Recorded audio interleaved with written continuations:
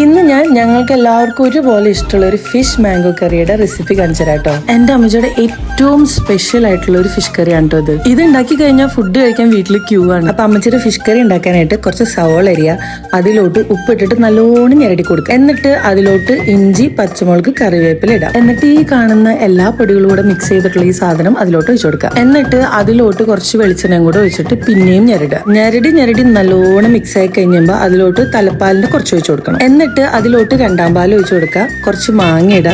പിന്നെ മീൻ ഇതിലോട്ട് ഇട്ട് കൊടുക്കുക. അത് നല്ലോണം ഒന്ന് മിക്സ് ചെയ്ത് ഇതുപോലെ മുങ്ങിക്കിടക്കാൻ പാകത്തിനാകുമ്പോൾ ഇതുപോലെ മൂടിച്ച് വേവിക്കാം. കറി നന്നായിട്ട് വെന്ത് കഴിഞ്ഞതിന് ശേഷം കുറച്ച് ചൊറുക്കയും അതുപോലെ തന്നെ തലപ്പാലും കൂടെ ആഡ് ചെയ്യുക. ചെറുതായി ഒന്ന് തിളയ്ക്കുമ്പോഴേക്കും തീ ഓഫ് ചെയ്യുക. എന്നിട്ട് വേറൊരു ചട്ടിയിലോട്ട് കുറച്ച് വെളിച്ചെണ്ണയും വറ്റൽമുളകും ഉള്ളി ഇട്ടു. അതൊന്ന് മൂത്ത് കഴിഞ്ഞപ്പോൾ അതിലോട്ട് മുളക് പൊടി ഇടുക. എന്നിട്ടത് കറിയിലോട്ട് ഒഴിച്ചു കൊടുത്താൽ മതി. പിന്നെ നമ്മൾ കറി ഇളക്കാൻ പാടില്ല, ഇതുപോലെ മൂടി വെക്കണം. എന്നിട്ട് കുറച്ചു നേരം കഴിഞ്ഞിട്ടാട്ടോ ഇത് കഴിച്ചു നോക്കണം. നല്ല ടേസ്റ്റ് ആണ്, എന്തായാലും ഉണ്ടാക്കി നോക്കണേ.